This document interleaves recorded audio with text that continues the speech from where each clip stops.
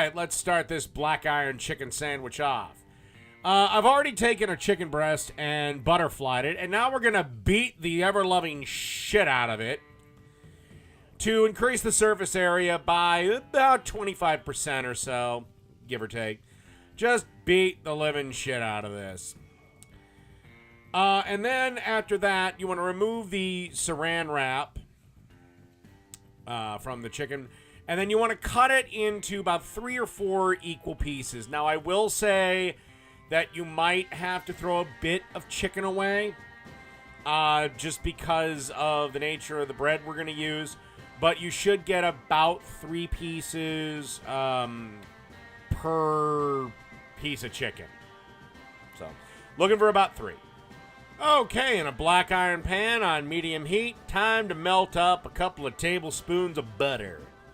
Because, well, let's face it, butter makes fucking everything taste better. And please don't give me this shit about health. Every time you fucking go out, you probably have eaten a quarter of a stick of butter. And you want to start frying this chicken up and season with kosher salt and, of course, freshly ground black pepper, the ultimate in seasonings. I don't really want to give a time on this because everybody's goddamn, range is a little bit different. Basically, cook the chicken until it's done, about 165 inside. Okay?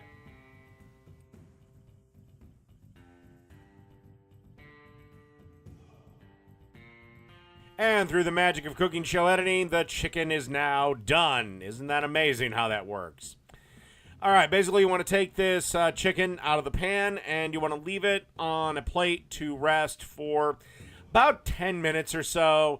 Basically enough time to get all the other shit ready.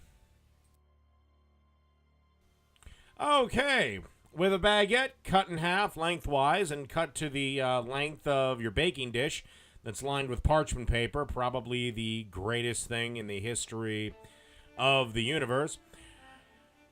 Seriously, invest in parchment paper. It makes cleanup so much easier. You obviously want to take the chicken and place it on one side of the bread. By the way, your oven should have been, if I didn't mention it, preheated to about 400 degrees. And you want to put some cheese on top of that. This is a white cheddar jack cheese. And then bake this for a couple of minutes till the cheese is melted and the bread's toasted.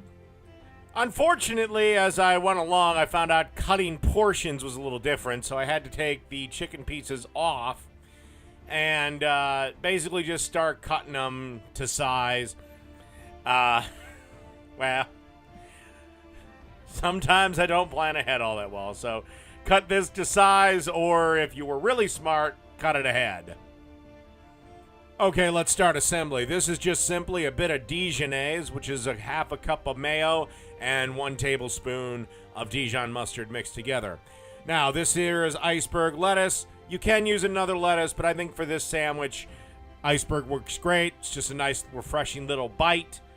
And then some Roma tomato slices and a little bit of salt for the tomatoes. Put the top on, and assembly is done. Black iron chicken sandwiches. Done.